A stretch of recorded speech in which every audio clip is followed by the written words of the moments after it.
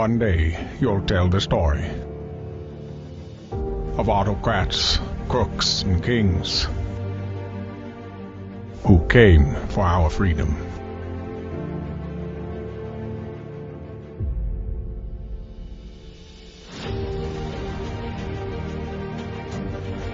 A story of citizens who stood up to tyranny and won.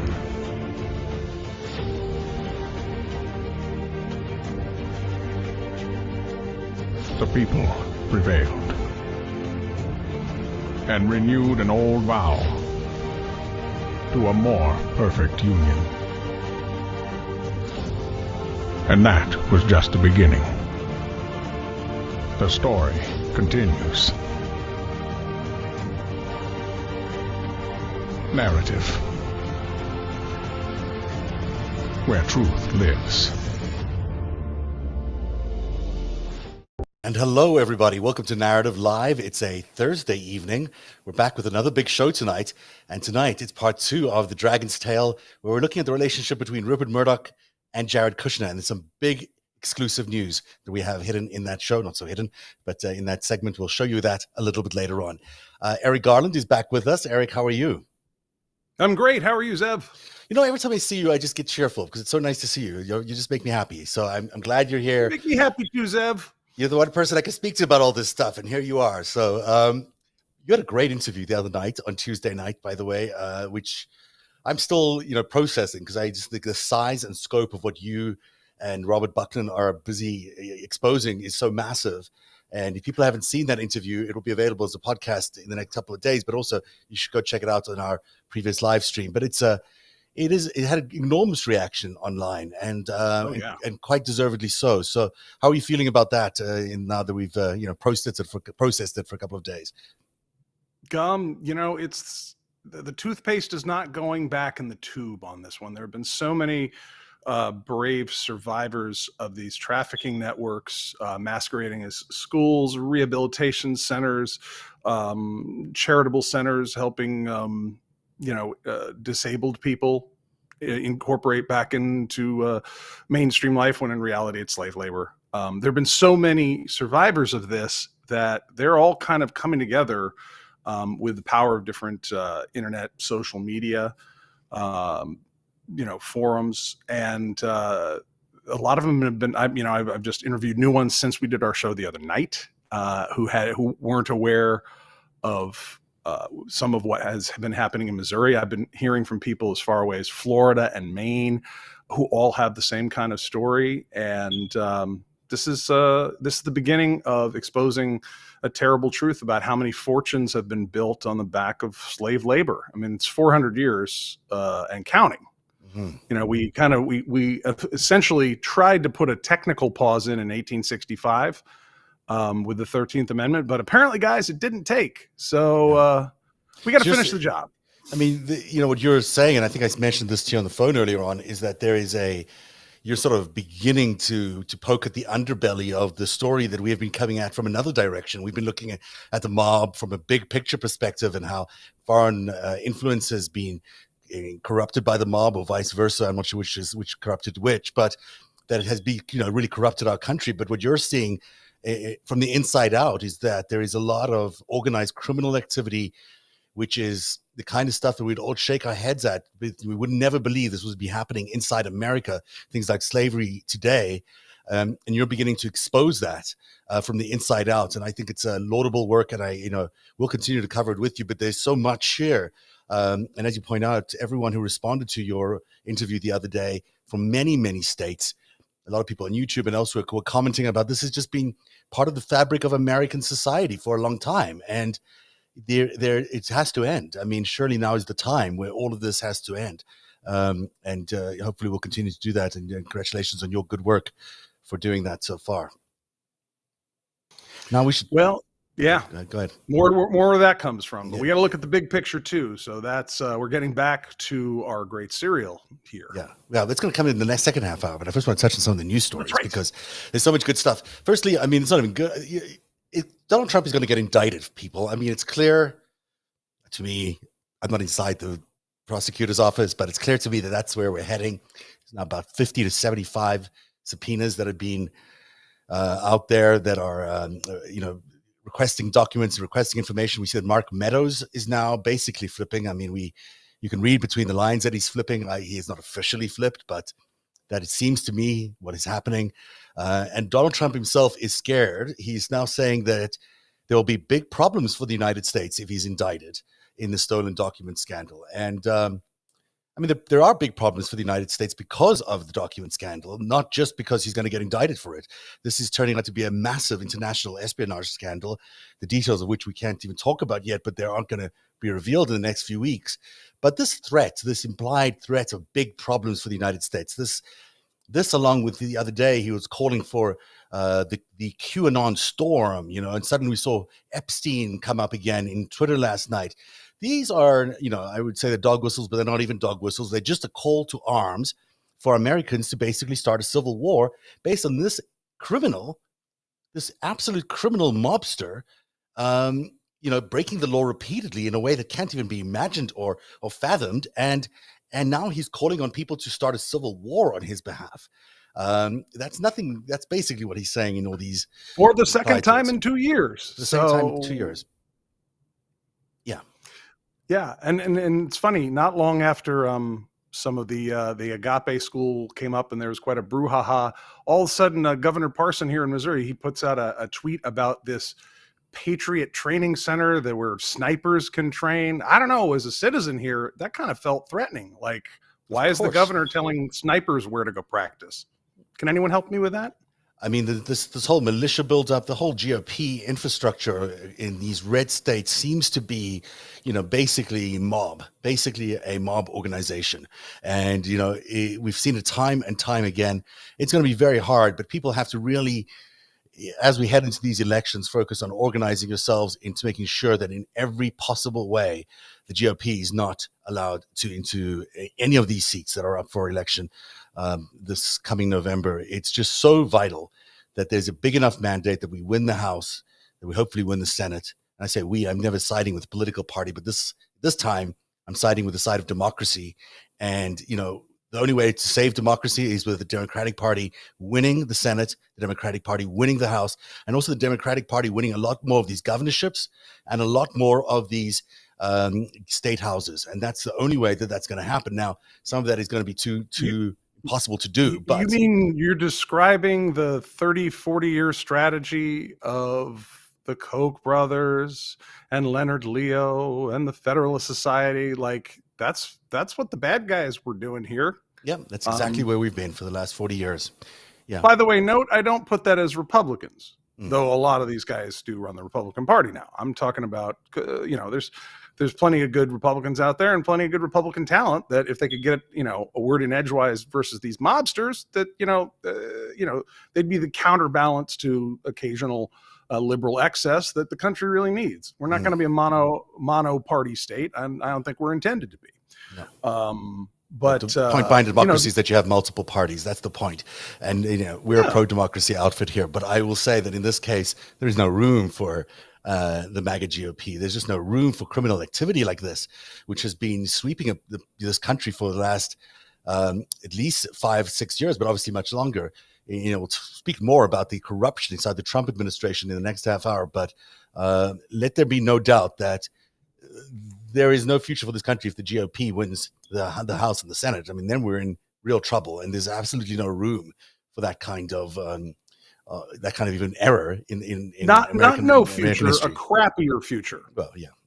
A future which I don't think people understand. I was reading today about the GOP now in Texas are now not even allowing people to get access to PrEP medications, which would stop the spread of HIV, if as part of a religious exclusion thing that they've introduced with conspiracy. So now cool. Now the GOP is encouraging the spread of HIV and AIDS in America, because that is the kind of America that we want. They're like a pro-biowarfare party. Yeah, it's lost its path a long time ago. There is other news. Makes Chinese intelligence happy, though. That's their jam. They love that kind of thing. I wonder if there's any linkage in tasking anywhere. Just thinking out loud.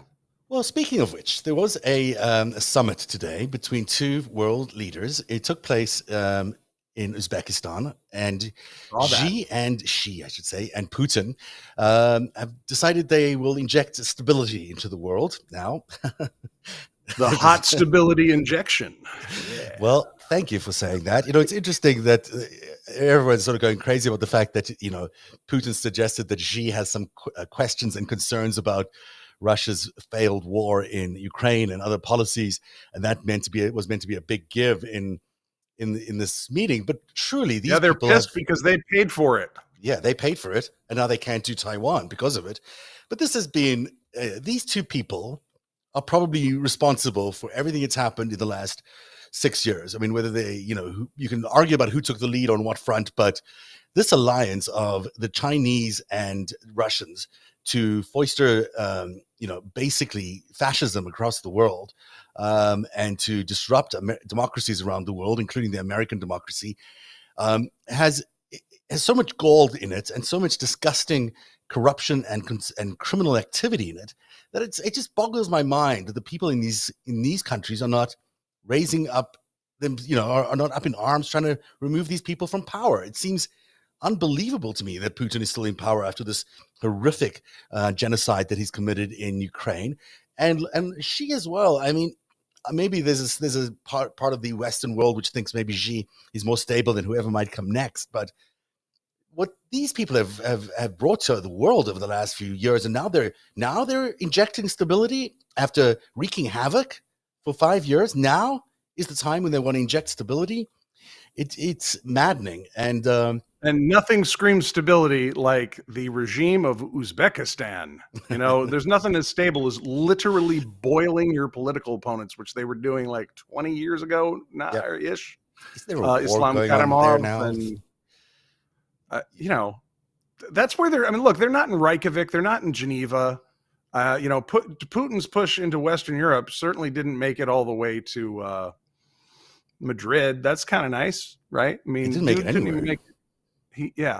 I mean, by the way, did you see that yesterday? The American intelligence world, community, whatever you want to call it, put out this thing that's their estimate is that Putin paid $300 million to basically inject himself into political campaigns around the world, including the United States. $300 million, basically in an attempt to increase fascism around the world.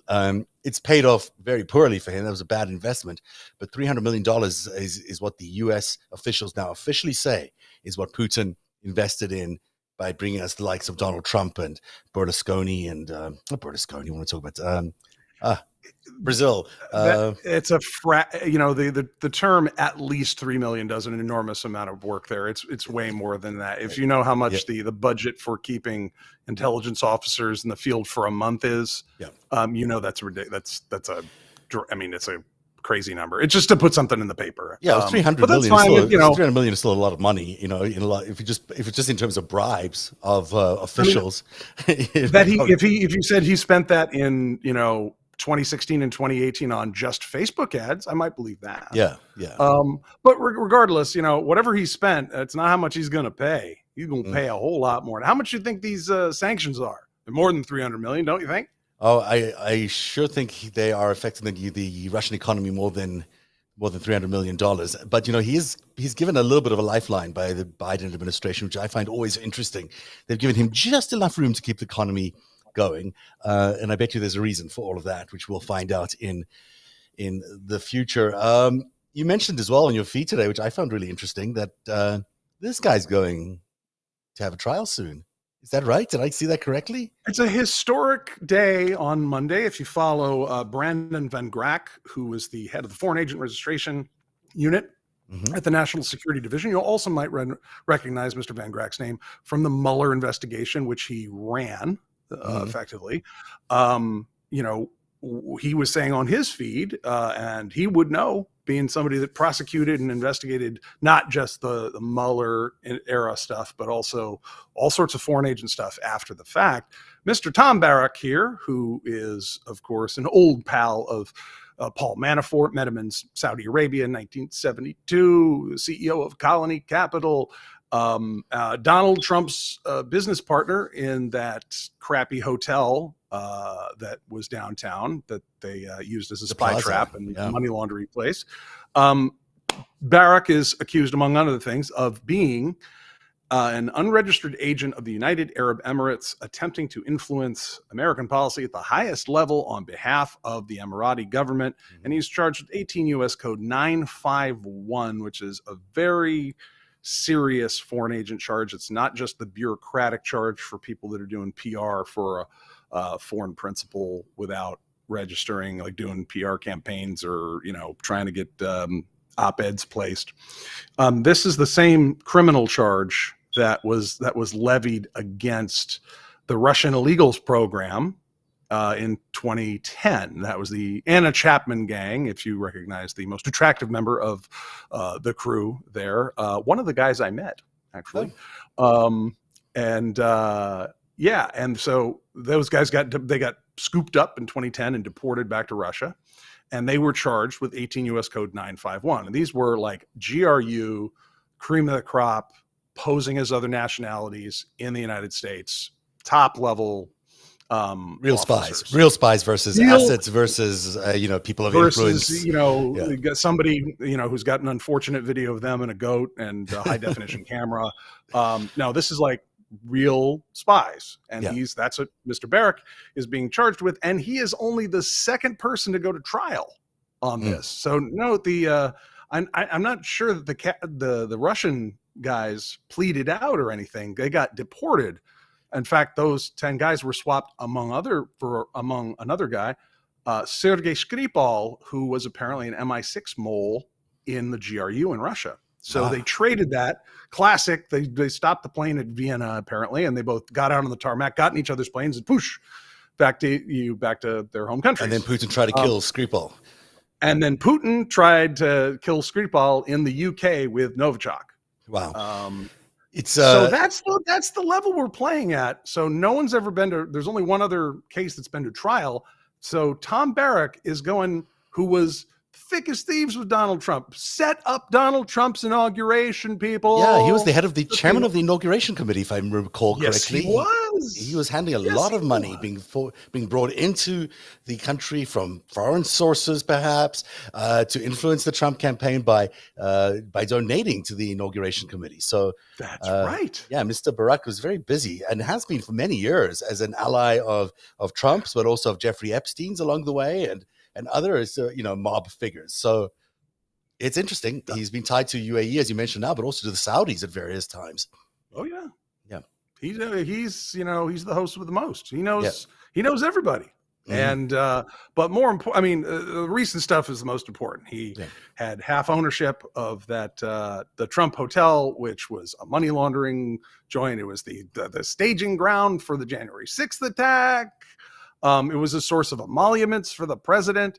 But let's just go back to the first days, the inauguration. This guy set up bribes from all over the world for these idiots. So, and we've been talking about this for so long now. We're almost, 6 full years out from this. In January, it'll be 6 years when these things happened, right? And we're finally, we're through enough of these layers that we can get down to some of the things that happened 6 years ago at the inauguration. It's kind of crazy, but the wheels of justice, they grind slowly, but they grind fine, as they point out in the end of that saying. And I think it's very true as we look at how deep these investigations are going and how many people are going to jail for this now.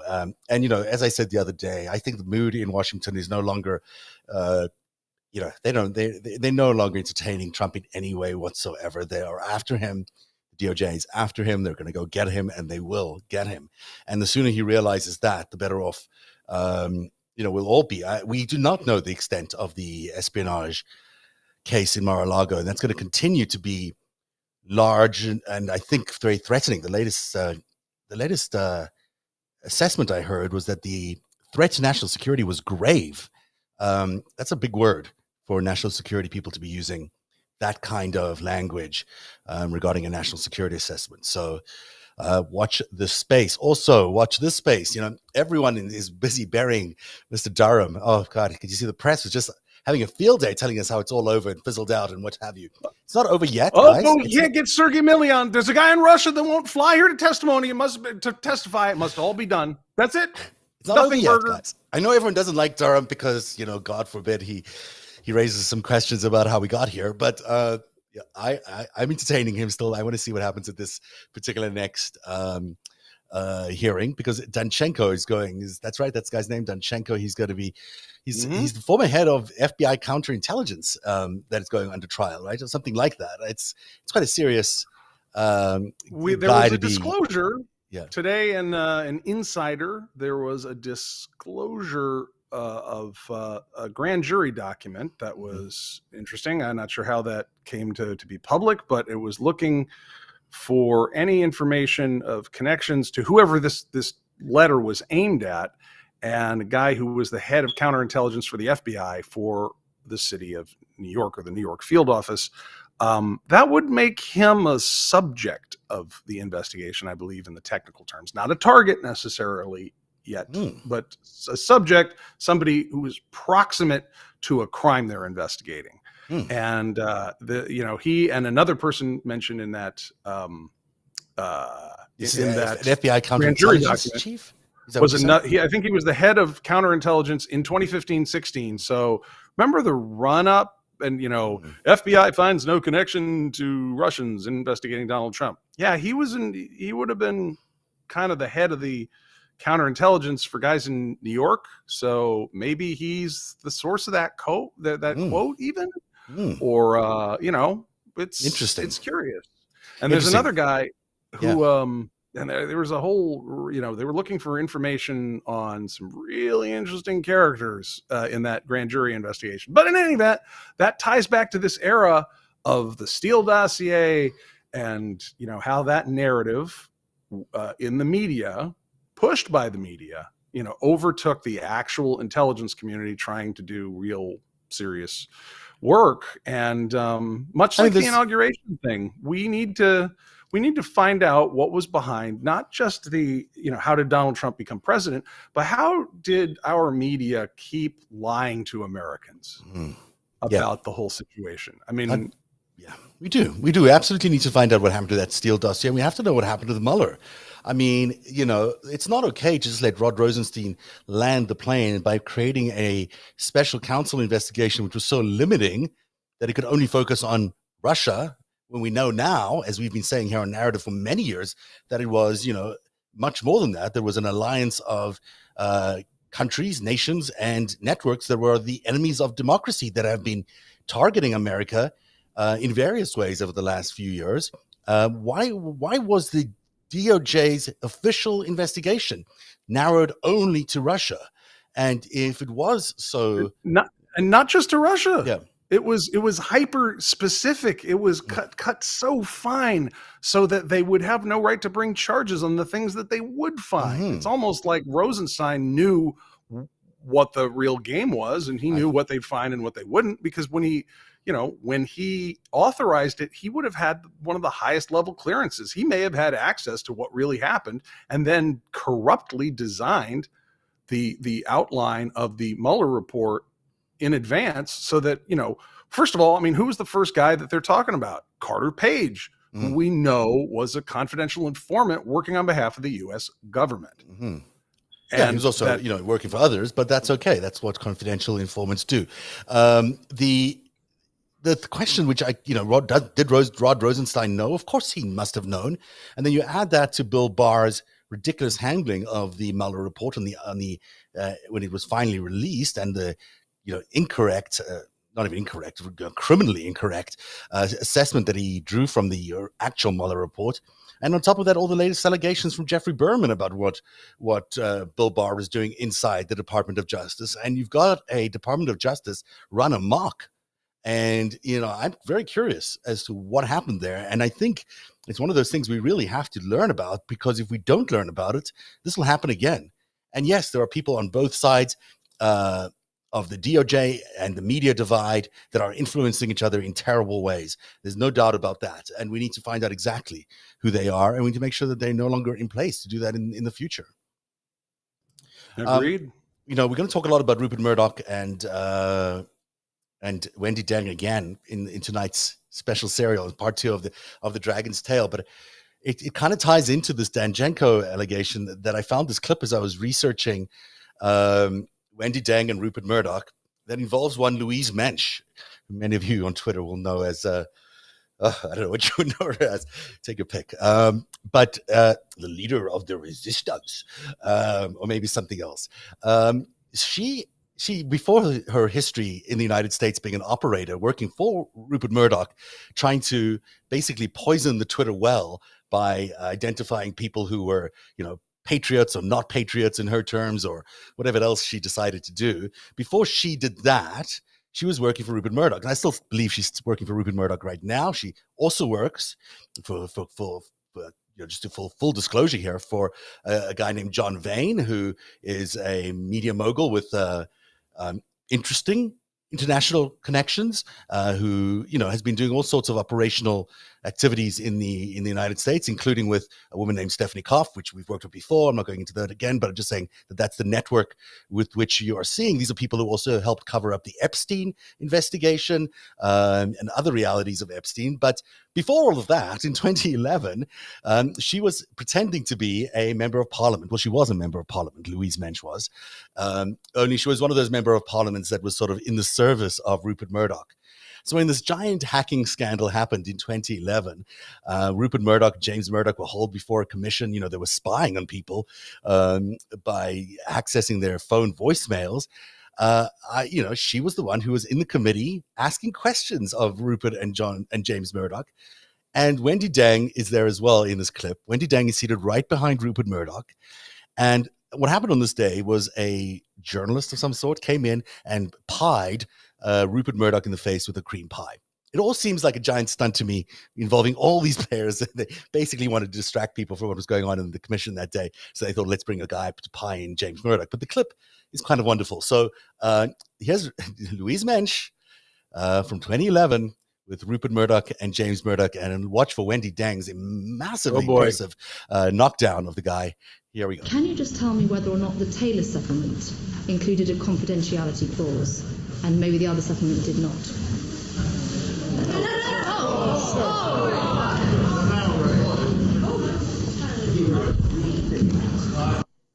This is slow motion. Here's James Murdoch reacting. There is Wendy Deng coming up in the pink, I guess, and then she knocks this guy down by reaching over with that overhead thrust of a punch. Louise Mensch standing up in horror. Here comes the policeman finally. Oh, yeah. Time to arrest this man. It's a Bobby, too. A Bobby. Yeah. Really, you got okay. I think Louise Mensch's reaction is quite quick there.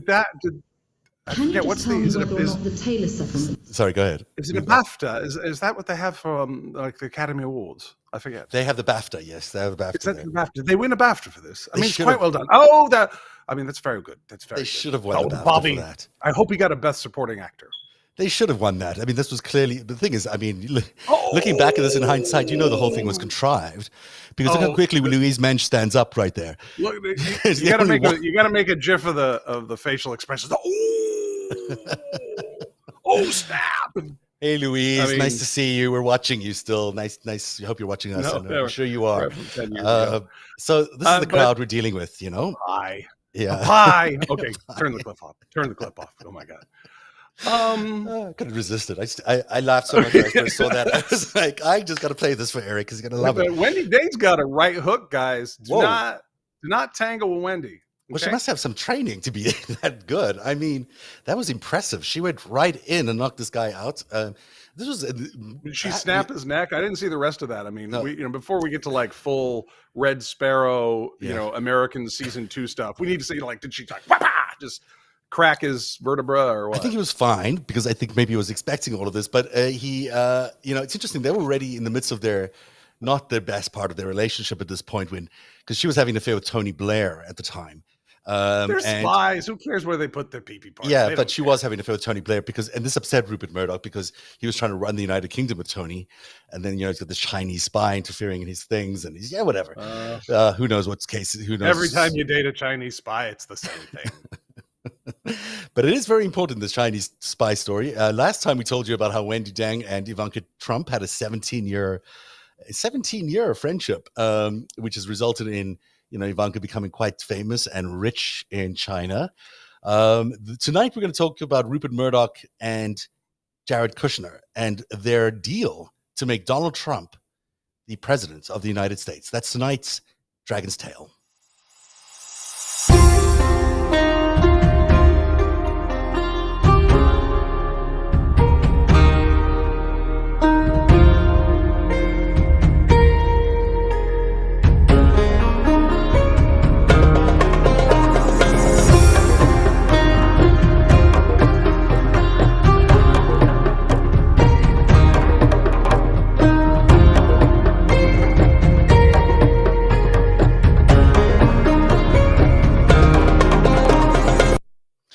So here's the big headline for my investigation into Rupert Murdoch and Jared Kushner. These two have been friends for a long time, and it's actually now proven that there was a secret pact between Jared Kushner and Rupert Murdoch to make Donald Trump president of the United States.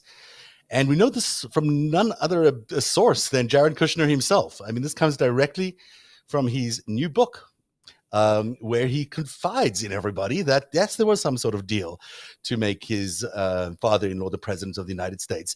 And it starts off with this particular tweet. Rupert Murdoch in July of 2015 says, "When is Donald Trump going to stop embarrassing his friends, let alone the whole country?" This is a tweet that really, really upset. Rupert's like, I totally do not know that guy that I'm friends with his son-in-law. I totally am not supporting him behind the scenes on behalf of any hostile foreign intelligence services. Gosh, I don't like him. Yes. Okay. Rupert Murdoch, Trump apparently was very upset about this tweet. He was very, very unhappy. So he called his son-in-law. This is from the memoir of Jared Kushner, so I caution you not to take it as absolute gospel. But it says here that Trump called me. He'd clearly had enough. This guy's no good, and I'm going to tweet it. Ooh.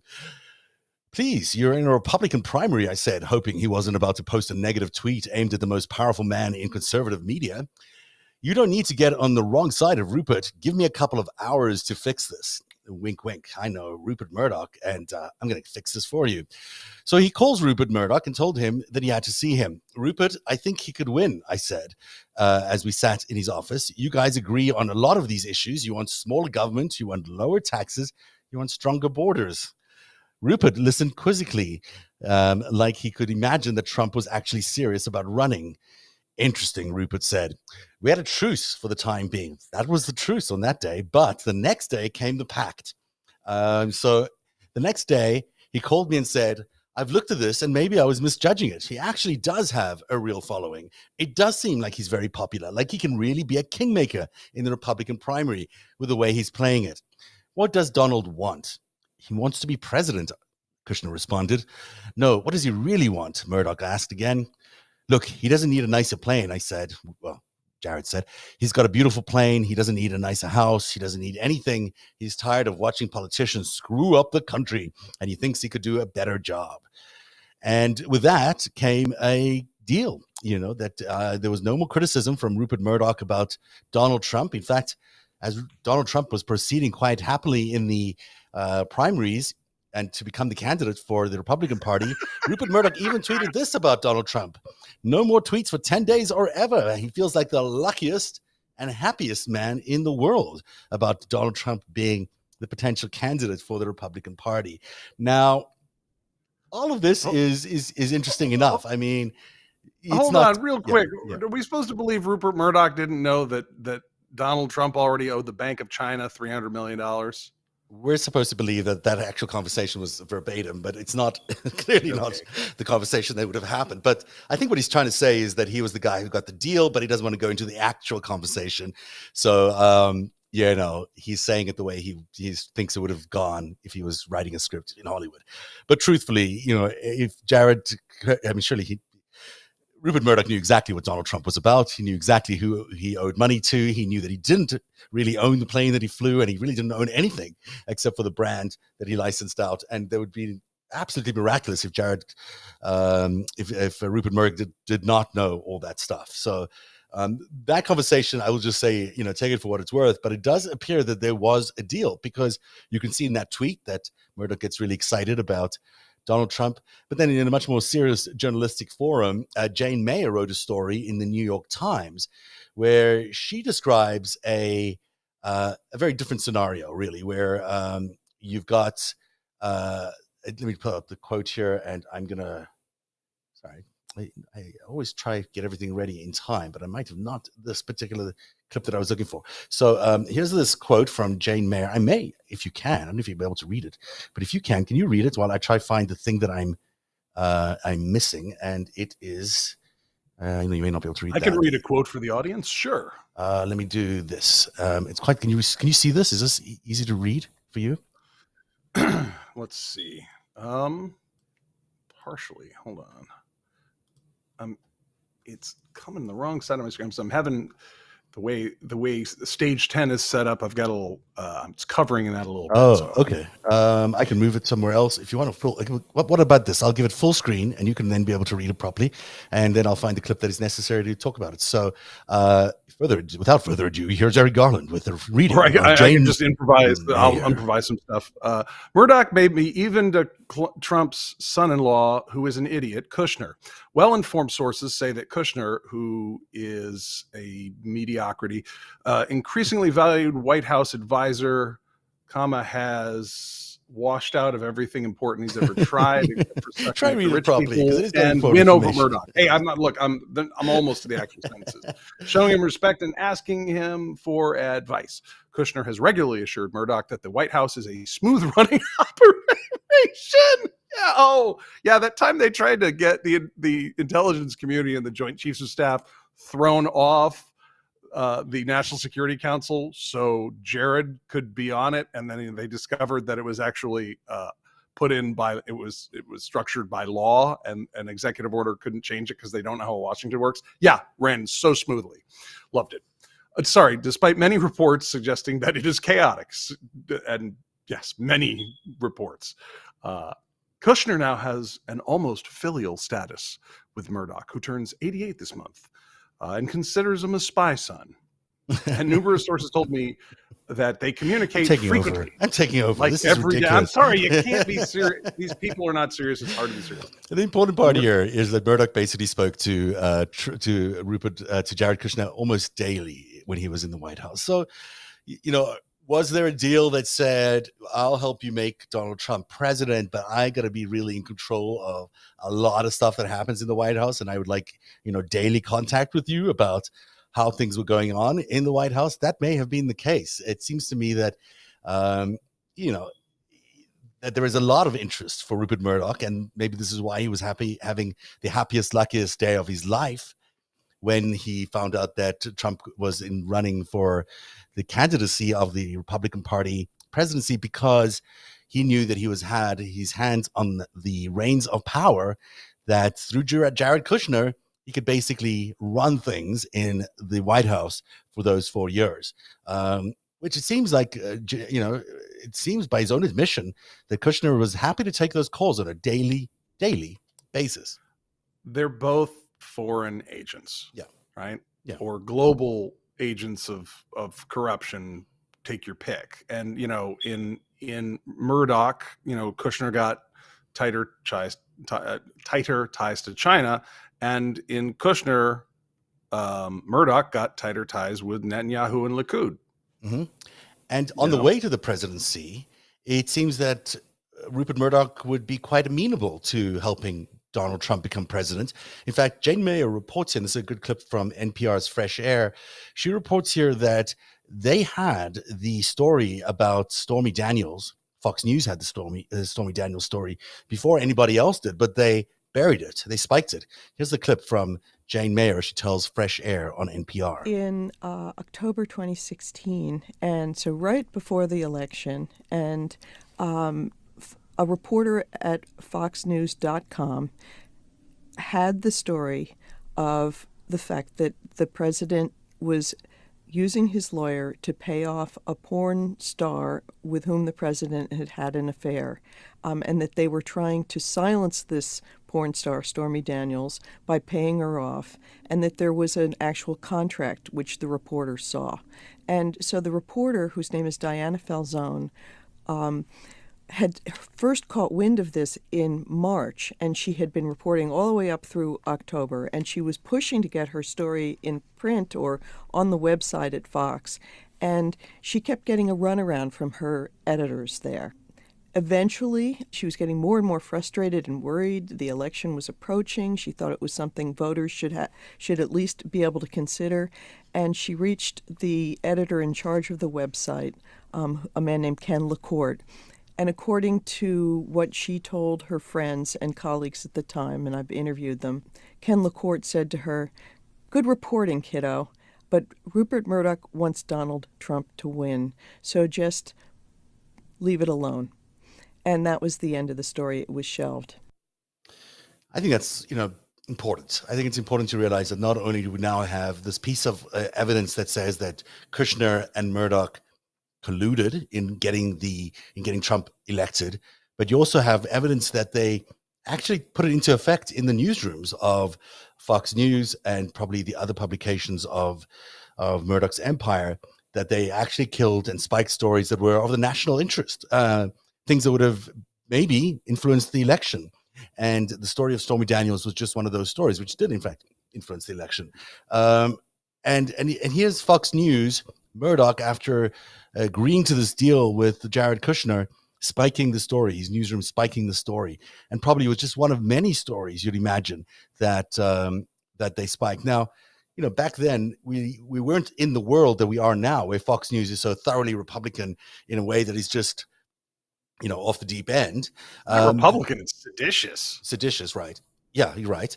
But now we've back then they were still pretending to be somewhat of a normal-ish kind of organization, and here they are, colluding with the candidate to get this candidate elected president, and then hiding very, very important information that should have been out there from the public. And so you got not just the pact between Jared Kushner and Rupert Murdoch, but also the effect of that pact, which shows them killing stories in the newsroom there at Fox News. That's important stuff. I mean, we can glaze over it and say, hey, that's just the way Donald Trump and Rupert Murdoch roll. But, Fox News still has an outsized influence on American thinking. I mean, still today, people watch Fox News for some reason and believe a lot of the nonsense that they put out there, and have for the last few years, whether it's vaccine-related, the hydroxychloroquine, or whether it's the big lie about whether the elections were rigged or not, or about Jan 6. There have been endless amounts of conspiracy theories, lies, and outright untruths that have been spouted by Fox News over the years. And now we know that there was direct connection, like absolutely direct connectivity between Jared Kushner and Rupert Murdoch on a daily basis as a result of a pact, and that it actually impacted reporting of within Fox News. We've never had that. I can't think of another situation where we've had that in America. I mean, yeah, Russia, maybe. This is the first time it's been really out there. Yeah. And so this seems like, and it seems like it's getting ahead of, this is smoothing over the actual story that's going to emerge. Because, let's not forget, I believe Sean Hannity, was in contact with Trump on January 6th. Daily. By the way, every daily, night after right? the show, yeah. And he was a client of Michael Cohen.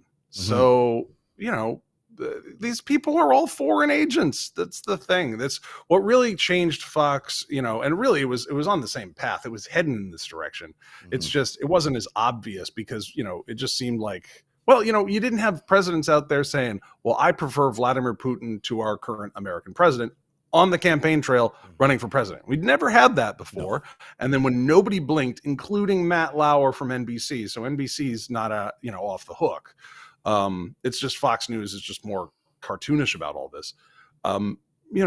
Then it became obvious, like, holy crap, these people aren't Americans, or they're not, this is not an American voice. And it turns out, the Saudis owned 30% of it. And then, Murdoch's and Hawk to the Chinese. I mean, it's like a lot of influence in the United States in the media. You're hearing foreign funded voices, and you're hearing talking points that are cooked up in intelligence services in other countries.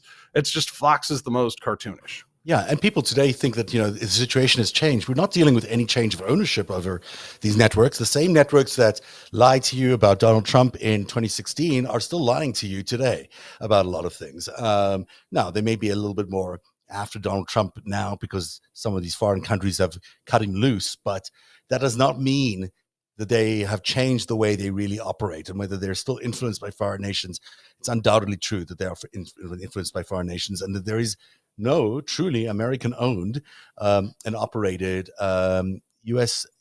news network out there, which remains a big challenge to American democracy. Now, you might think, well, Jared Kushner was maybe just being naive, as many people have said he is, that he's just wandered into Rupert Murdoch's office because he knew Rupert Murdoch and he asked him for this favor.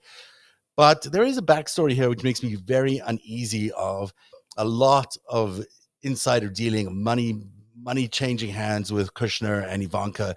Goes back years, of course, to when Ivanka and Wendy Deng met in 2005, is when they first met. But from, supposedly because they were neighbors. But if I had my druthers, I'd say that Wendy deliberately moved into a place right next door to Ivanka and Jared, and that it ended up being close friends from 2005 onwards in a way that, I've never had close friends as financially rewarding as these guys had. I mean, it seems that not only did Ivanka and Wendy Deng partner in so many things, which we'll discuss a little later on, that Murdoch became Jared Kushner's mentor in the early 2000s. There are people who tell me that when Jared first was making his move from Jersey into Manhattan, that it was Rupert Murdoch who took him around to all the big meetings, introducing him to people, making sure that he knew exactly whom to talk to. And it was a big influence in why Jared Kushner was even able to land as a real estate developer in New York City. And then came the purchase of the Observer newspaper, which was a newspaper that Jared Kushner bought. I think it was distressed at the time. And this is an amazing piece here, which I'm going to read this whole thing to you because it's just kind of fascinating in terms of how Jared Kushner and Rupert Murdoch bonded so closely. The Observer gave Kushner a kind of access that money alone couldn't. Soon after buying the paper, he had dinner with Rupert Murdoch and asked for guidance. Thereafter, the two spoke on the phone several times a week. Bob Summer, who was president of the Observer Media Group from 2007 to 2009, said that he became accustomed to hearing things like, here's Rupert's business model. Rupert does it this way. We're going to turn it into a profitable media business. And Rupert knows how to run a media business. Kushner and Murdoch became friends, and Murdoch passed on books by such conservative thinkers as Charles Murray and Neil Ferguson. This comes up a couple of times, these two books. After Murdoch and Wendy Deng divorced in 2014, Kushner helped set him up with an architect for his bachelor pad. The friendship might have had something to do with Kushner's political awakening. Readers of the Observer's editorial page noticed a shift from a Clinton-Cuomo-esque centrist liberalism to a more conservative view, reminiscent of the editorial page of the Wall Street Journal. The Kushner spokesperson said, Jared is not involved in running the paper day to day. In turn, a former associate of Murdoch's told me, I think Jared's been the key in getting Rupert to come round to the idea of a Trump presidency. It's unusual. I mean, Rupert Murdoch is a busy man. He runs a multimedia empire that stretches across the globe. He owns a bunch of newspapers, a bunch of TV networks. He's pretty well off and pretty busy. Why is he, mentoring Jared Kushner in this close way? And why is he helping, him launch the Observer, which is a competitor newspaper of Jared's, in this close, intimate way that he seems to have done through the early 2000s? Because he's Bibi Netanyahu's guy. Bibi Netanyahu's guy. Exactly. That's a very good point. It's quite possible that that's where this connection came from. Everyone knows that Jared Kushner and Bibi Netanyahu had a very close friendship because when Bibi used to come and visit the United States, he stayed in Jared Kushner's house. He slept in Jared Kushner's bed while Jared obviously was not in the bed, hopefully. But that's how it happened. So they became friends. And of course, it's very noticeable that Murdoch is very close to Bibi Netanyahu, and he's very pro-Israel, but mainly pro-Bibi, and has been throughout the years in publishing. He also has a news outlet that he owns in Israel, which I think is also very pro-Bibi. So you're right. That is, in fact, how they likely became such good friends. Now, it's not only Murdoch, who helped Jared. Deng, when she was on her own, but started becoming on her own in 2010. Wendy Deng started Artsy with Dasha Zhukova. Dasha is the former wife of Roman Abramovich, the oligarch from Russia. Artsy was a big scandalous, and still is a big scandalous kind of entity, because it's designed to control the price of art, which if you're a money launderer and a criminal of note, or an oligarch of note, you have arts, because that's what you deal in. And it's interesting that the investors here included people like Ivanka Trump. Why she was invited to the table, who knows? Josh Kushner, Jared's brother, was involved in this. Jack Dorsey of Twitter was involved in this. And Jim Breyer, which is a name to keep in mind. We'll come to him at another day. But, it's clear to me that this was a very profitable friendship for Ivanka Trump and Jared Kushner. Having Deng and Murdoch next as their neighbors turned out to be very, very profitable for the two of them, and continue to be. Here they're all pictured at Wimbledon in 2016. This is Dasha and the brothers, the Kushner brothers. There's Leon Black at the back there. Leon Black, our man. Yeah. Wendy Deng, you can see right behind Ivanka Trump there with, I'm not sure who she's sitting next to, but there you go. You don't see Rupert, but this is a photograph which tells the story of a lot of money swishing around and, propping up Jared and Ivanka and Josh Kushner in the years leading up to him becoming the special advisor to the president of the United States under Rupert Murdoch. So, under Donald Trump. So it's interesting. There's one other thing which I'm going to point out, which I just completes the cycle here, the circle, the pattern, or whatever you want to call it. That on his way into the White House, Jared Kushner had this horrible building called 666 Fifth Avenue, which was an albatross around his family's neck, which had run out of money and no one was going to fund it, except this one group called the Angbang Insurance Group, which offered to finance this building and get them out of trouble. In fact, it was going to make the Kushner family $400 million in profit, even though they were in hock so much. The Chinese were going to step up with this incredible deal on the way into the White House. It was ultimately scrapped because everyone found out about it, and it was just too much noise for it to go ahead. But it's interesting that that's not the only thing that we know about Anbang and Wu Zhuao, I'm not sure how you say it, the chairman, and his relationship with Jared Kushner. This was just the end of the relationship with Jared Kushner. The start of the relationship with Jared Kushner was in 2014, when Wendy Deng Murdoch, introduces Wu Zhuao, the chairman of the Anbang Insurance Group, to Jared Kushner, just as that company is about to begin a $30 billion acquisition spree across the United States, which included buying things like the Waldorf Astoria and the Starwood hotels. And it is believed that Jared Kushner was the advisor for all these deals as they happened, all these $30 billion of deals. Jared Kushner was the, let me show you how New York deals are done, Mr. Wu. Oh, well, so he probably took a cut of that, right? Probably. You'd imagine. So remember when he was applying for a clearance? Yeah. And he filled out his SF-86 form, which had to be amended 3-4 times. I mean, did he put down the amount of money he took from Anbang? He forgot all the foreign contacts. That's illegal. He didn't put any foreign contacts down. He had a bunch of them. Yeah, that was really funny. Yeah. So, it's suspect that it's Wendy Deng Murdoch who introduces Jared Kushner again. It's not suspect. We know what's going on. We know it's not suspect. It is what it is. The Chinese brought the Russians brought the trade craft and the mob.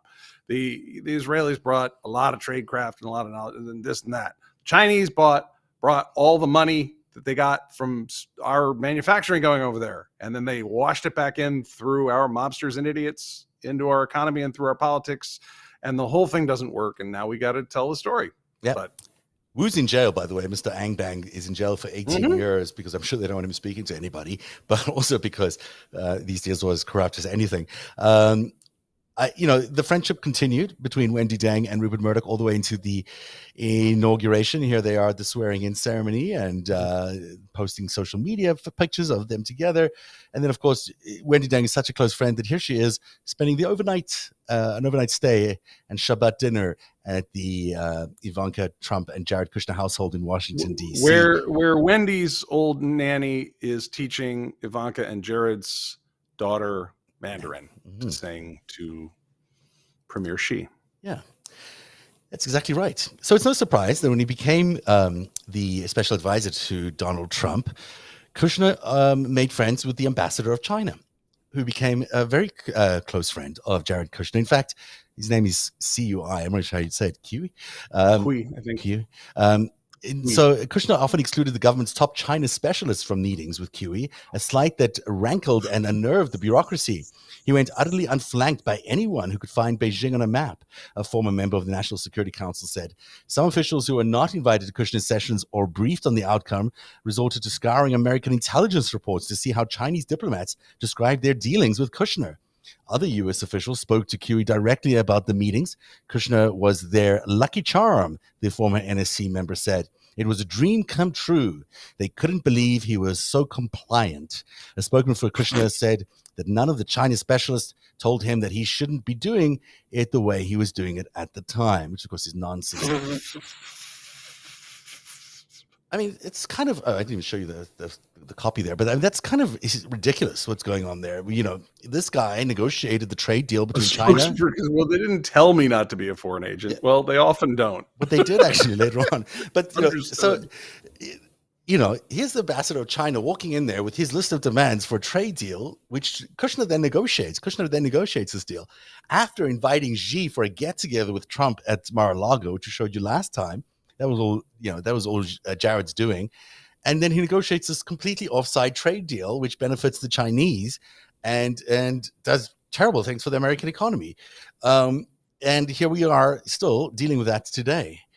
And you ask whether people did come and approach him. In fact, in March 2017, the FBI's chief of counterintelligence visited the White House and briefed Kushner about the danger of foreign intelligence operations, according to the officials familiar with the meeting.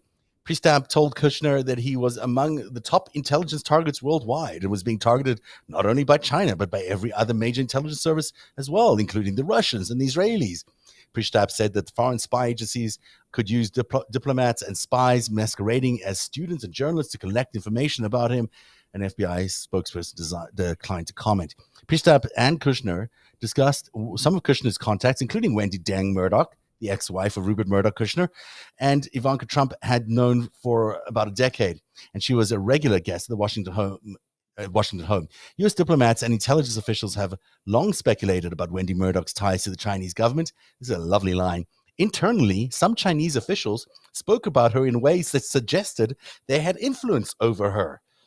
The former senior official who helped brief the intelligence, who was briefed on the intelligence, said.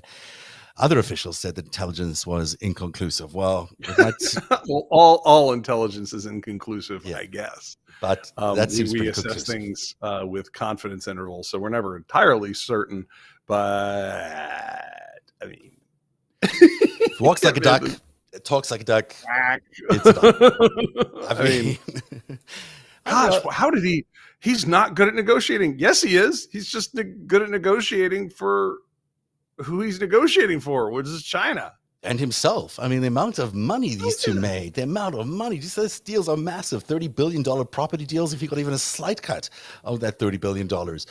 You know, how much is that? How much money did he make off all these financing deals? And that's not even, I must have come across 10 deals that he profited off during the White House that I couldn't even get to because, you know, time is short on a show like this. But it's incredible the amount of grifting that this guy did while in the White House, while being a servant for the people of the United States. And then the media would come out and say with a straight face, somebody fed him this line and they ran with it, that Jared and Ivanka both had permanent national security clearances. One, nobody has a permanent national security clearance. Nobody. But they just repeated that. I mean, it started from the moment those guys got in. This is all about their orthodox. And so they take Fridays off. That's the thing. Oh, they're moderating forces. They really were used to be Democrats. I mean, think about how much the U.S. media covered up for these foreign agents. Absolutely. A lot. And how much, you know, coverage of their sort of non-important things about how she was dressed and People magazine coverage and all this stuff about, oh, here she's on vacation in Croatia or whatever, ignoring the fact that, you know, they were engaging in espionage at the time.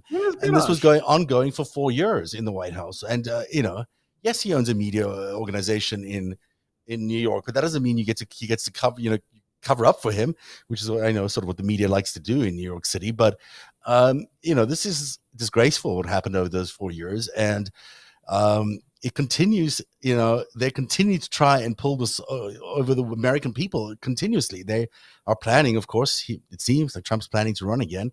I don't know if Jared and Ivanka will be part of that, but the idea that this kind of criminality can get anywhere close to government again is just an aberration, and one of the reasons he should be indicted pronto. Yeah, I mean, it's an insult to me that the dude's still walking around, but I'm it's fun to talk about this stuff. It's relieving to talk about this stuff.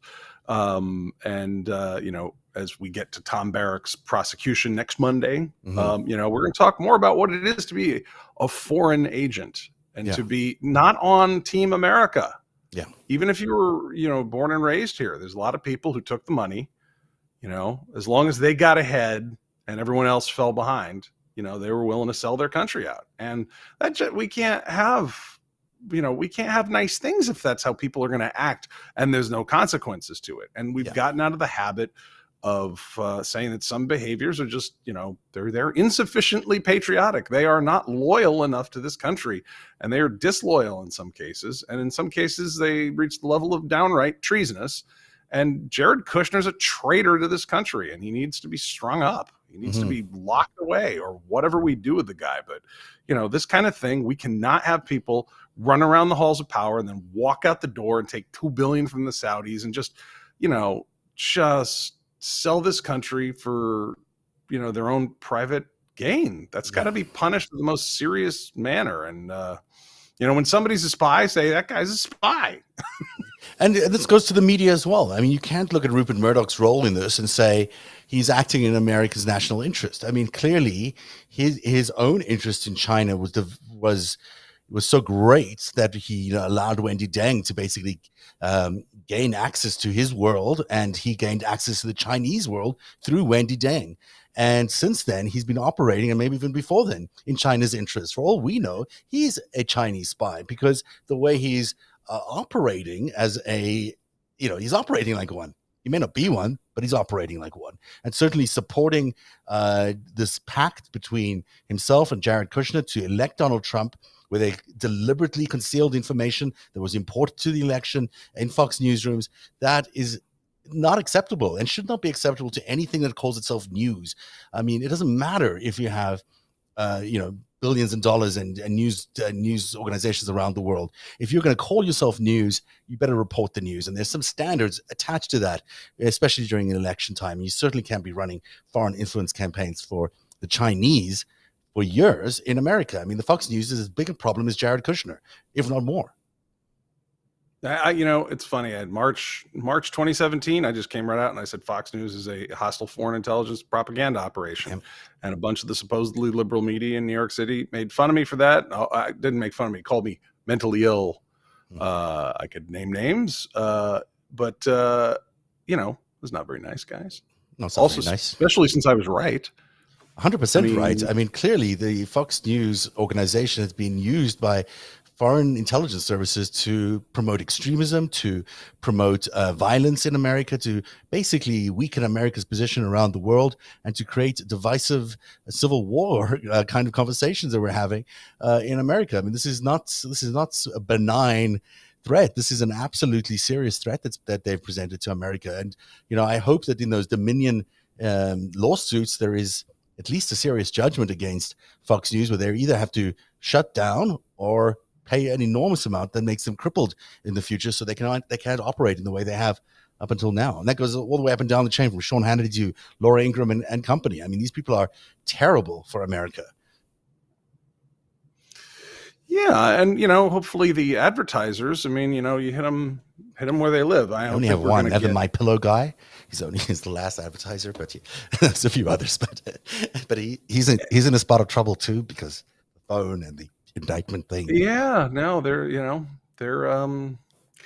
this is a huge operation, and it's taken a while here to get to the point where we're ready to, throw some indictments out there. The news from Fulton County was that there's at least 17 targets of the criminal investigation in Fulton County for election tampering. I mean, that's crappy opinions. We've got the First Amendment here.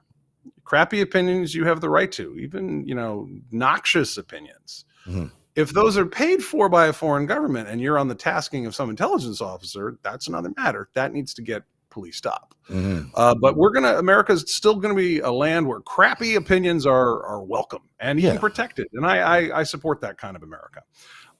However, your right to be in business as a seditionist organization, perhaps the pressure needs to go on to the advertisers, not just like, I don't like that type of political speech because, I'm not motivated by that. But in terms of like pressuring a corporation, it's like, if you are spending ad dollars on a hostile foreign intelligence propaganda outlet that's trying to overthrow the U.S. government, you need to be considered like a traitor company. Well, isn't that what's happening at Twitter? We found out this week that Twitter had a bunch of Chinese advertisers and money coming in from Chinese organizations that not only, maybe infringed on Americans' privacy, but also made them not want to act against foreign entities, including their own Chinese spy on the payroll of Twitter. There's a lot of bad things going around at these organizations that for money, they'll do a lot of things, and it happens in the mainstream media where a lot of advertisers are foreign organizations, foreign companies. That stuff's going to have to start be policed. I mean, this can no longer be the case where people can just accept bribes in the form of advertising or other stuff, in order to sustain these illegal activities, these criminal activities. Well, and we can do it. I mean, look, there's a lot of things where we have the statutes, the crimes are being committed. We just need to start enforcing them. And we started talking about slavery, and human trafficking. There are already rules on the books for that, laws. That's felonious. We just need to start cracking down on it. And it's amazing what a few good federal indictments will do to change people's attitudes. 100%. So I think we can get this under control. I'm optimistic. I agree with you. I'm optimistic too, and I think the Department of Justice is doing an incredible job, as is the President of the United States, in steering this country back into a position where we are in control of all the necessary things we need to be in control of. And certainly, I'm going to be really interested to see what happens with Jared Kushner and Rupert Murdoch as more comes to light about their conjoining. And that is the end of Narrative tonight. If you are liking these kinds of programs and you support our editorial vision, then please consider joining us at patreon.com/narrative. It is really the place that gives us our money to continue to do this kind of programming. Without your support, without the support of patrons, we can't bring these stories to light. These stories will remain buried forever. So we really encourage you, if you're a fan of the show, if you watch the show even occasionally, please go to patreon.com/narrative and join up. And we'll continue to do the kind of stuff we've been doing. We'll see you next week on Tuesday. Until then, have a good night. Good night, Eric. Every minute of Narrative's reporting, every story that we break is made possible by our patrons. You too can become a patron by joining at patreon.com/narrative. Narrative, where truth lives. Every minute of Narrative's reporting, every story that we break is made possible by our patrons. You too can become a patron by joining at patreon.com/narrative. Narrative, where truth lives. One day you'll tell the story of autocrats, crooks, and kings who came for our freedom.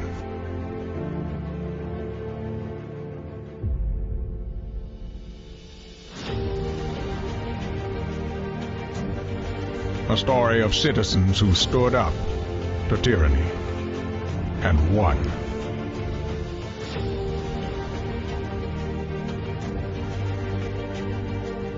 The people prevailed and renewed an old vow to a more perfect union.